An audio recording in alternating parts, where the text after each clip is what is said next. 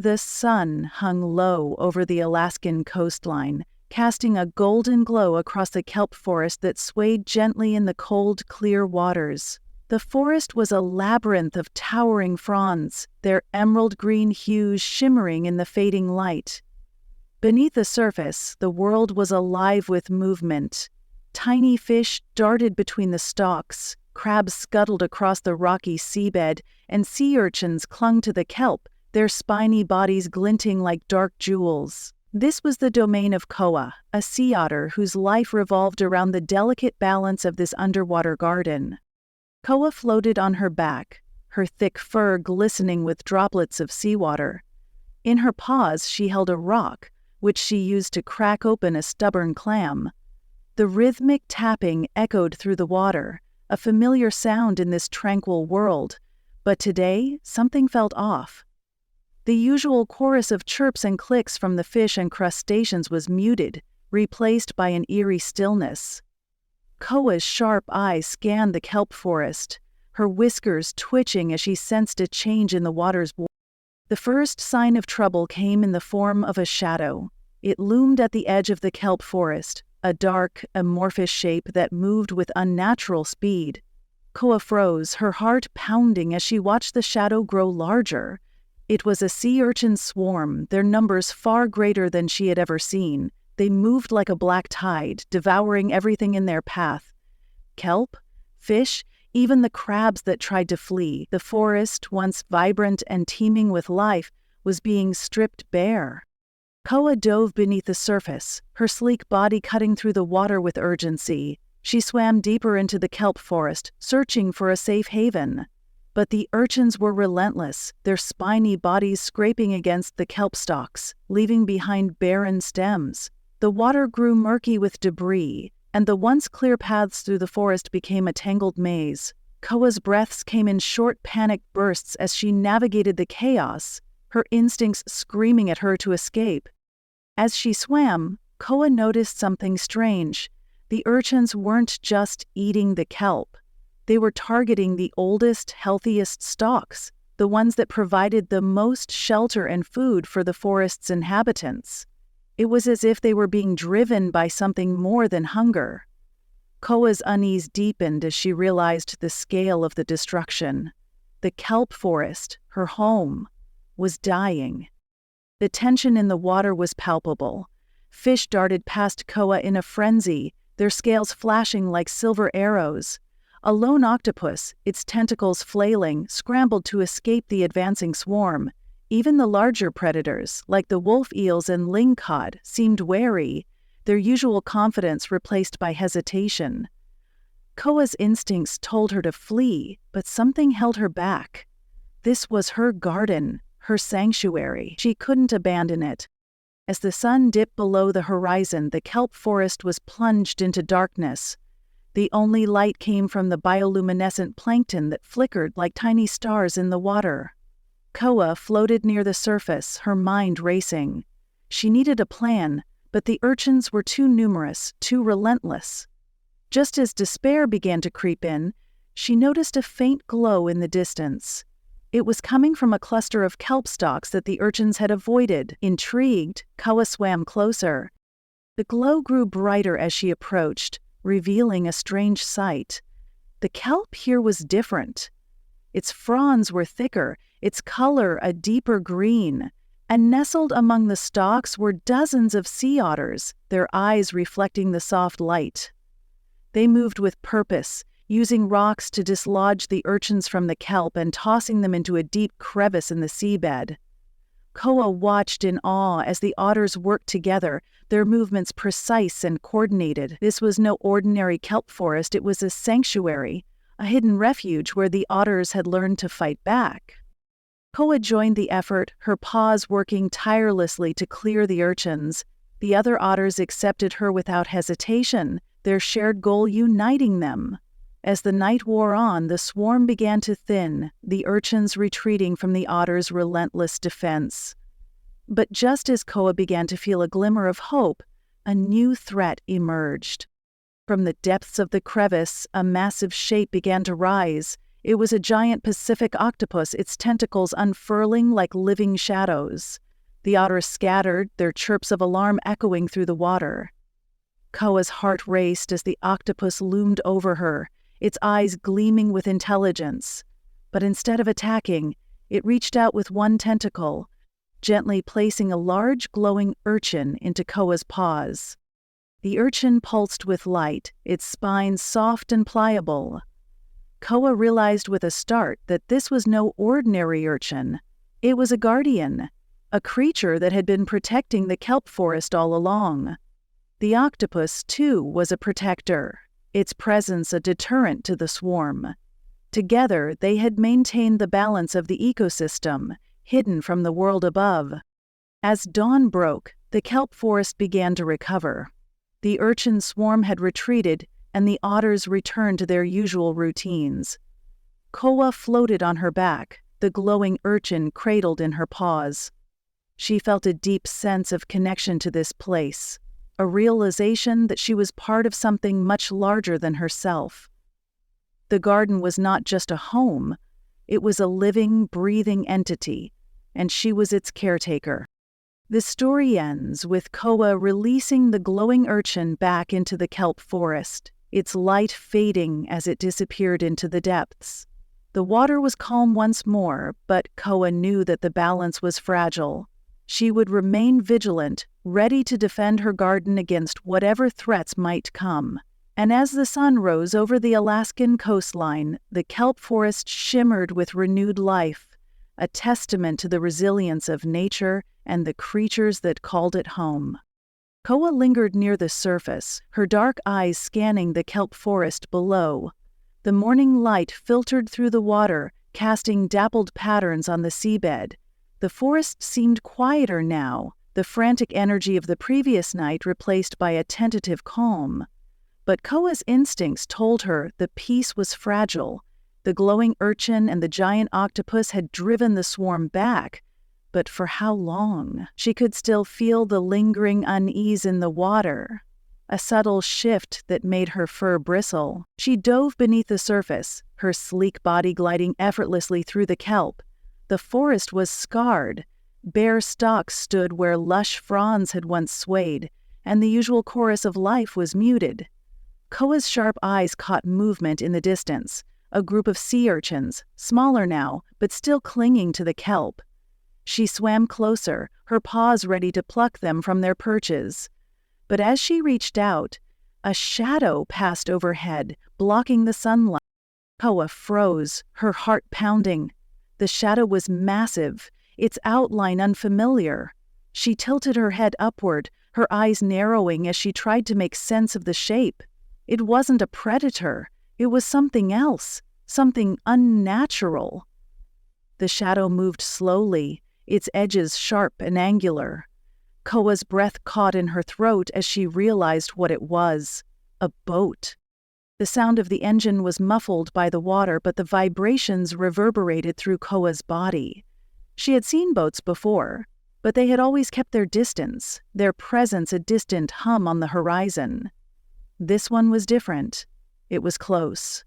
Too close. Koa's instinct screamed at her to flee, but curiosity held her in place. She watched as the boat came to a stop, its anchor sinking into the seabed with a dull thud.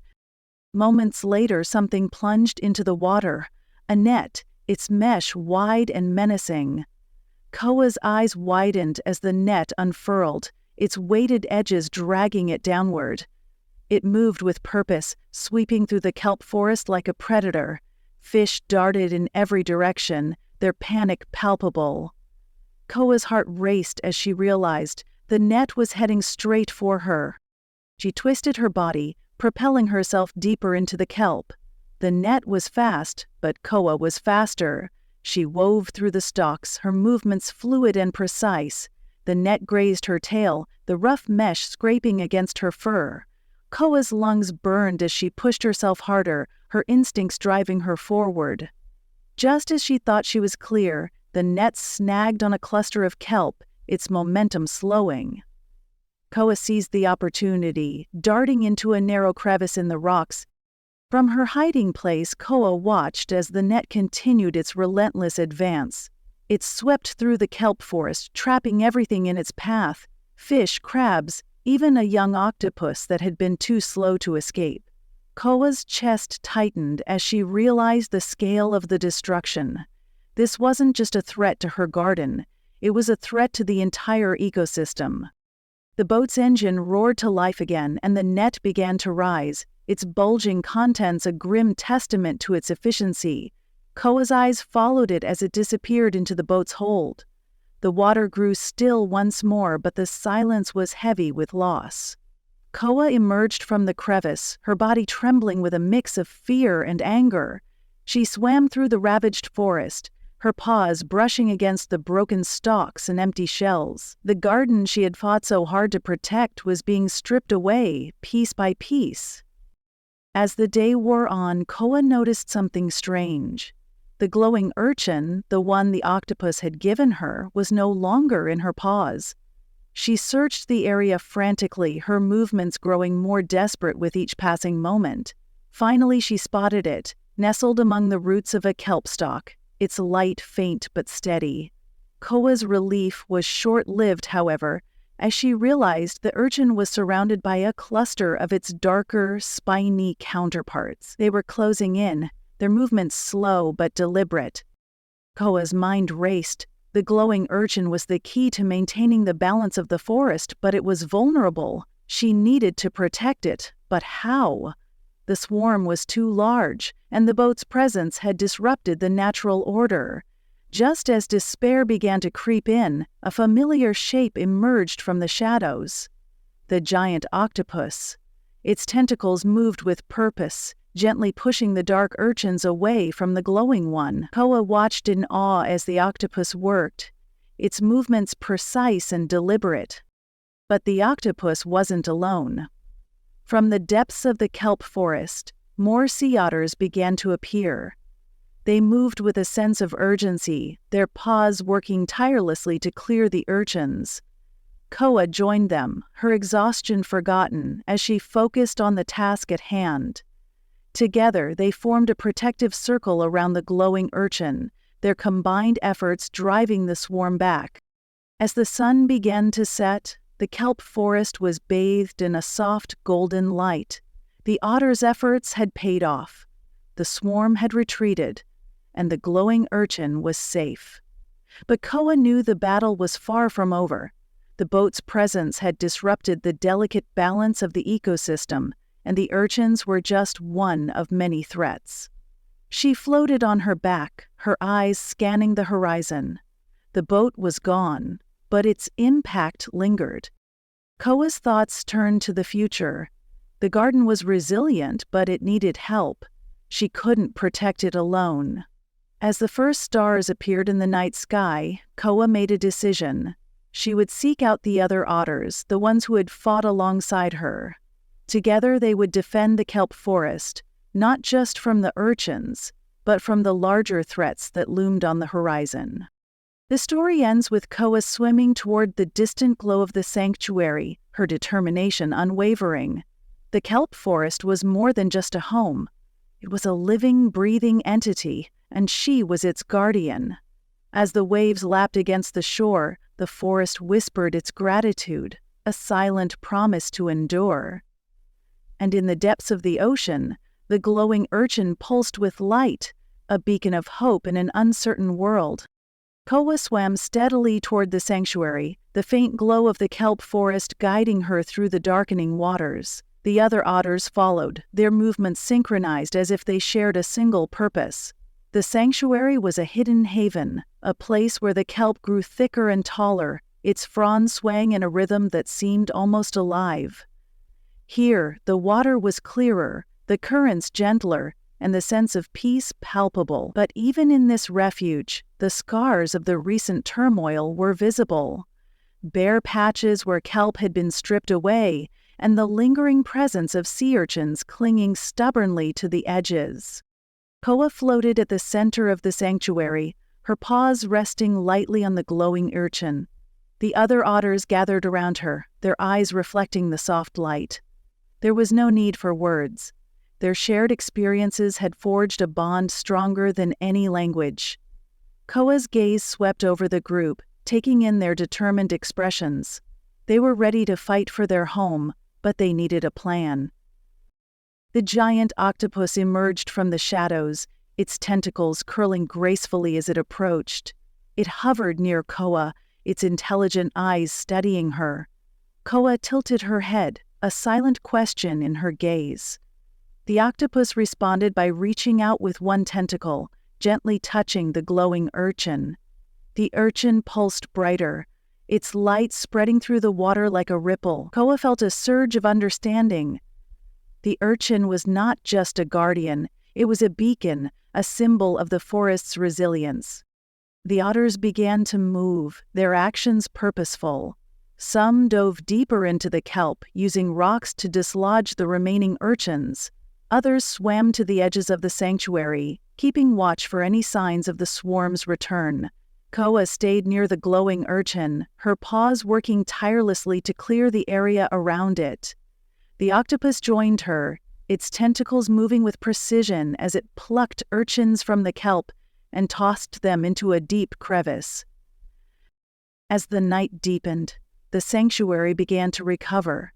The kelp swayed more freely, its fronds brushing against Koa's fur as if in gratitude. The fish returned, their silvery bodies darting through the water in playful arcs. Even the crabs ventured out from their hiding places, their claws clicking softly as they scuttled across the seabed. The forest was healing, but Koa knew the battle was far from over. The boat's presence weighed heavily on her mind.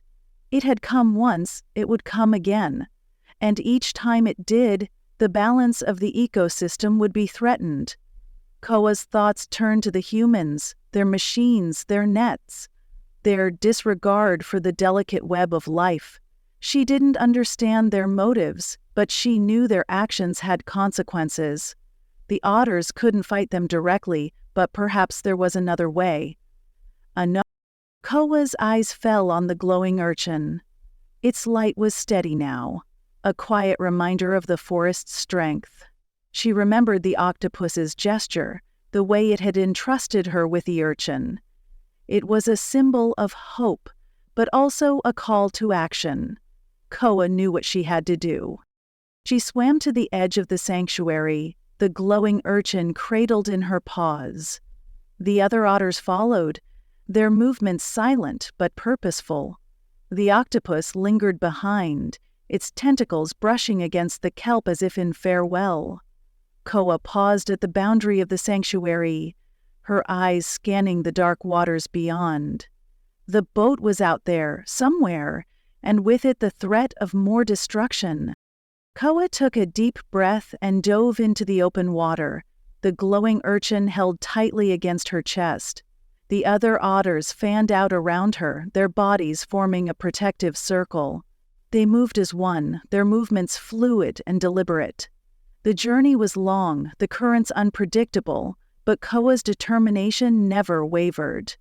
She could feel the urchin's light pulsing against her fur, a steady rhythm that kept her focused. Finally, they reached their destination, a rocky outcrop near the shore. The boat was anchored nearby, its silhouette looming against the night sky. Koa's heart raced as she approached, her instincts screaming at her to turn back, but she pressed on, her paws gripping the glowing urchin tightly. She swam to the base of the outcrop and carefully placed the urchin among the rocks, its light casting an eerie glow on the seabed. The other otters gathered around, their eyes fixed on the urchin. Koa floated above it, her body tense with anticipation. The light grew brighter, pulsing in time with her heartbeat. And then, slowly, the urchin began to change. Its spine softened, its body expanding until it was no longer an urchin but a glowing orb, its light radiating through the water.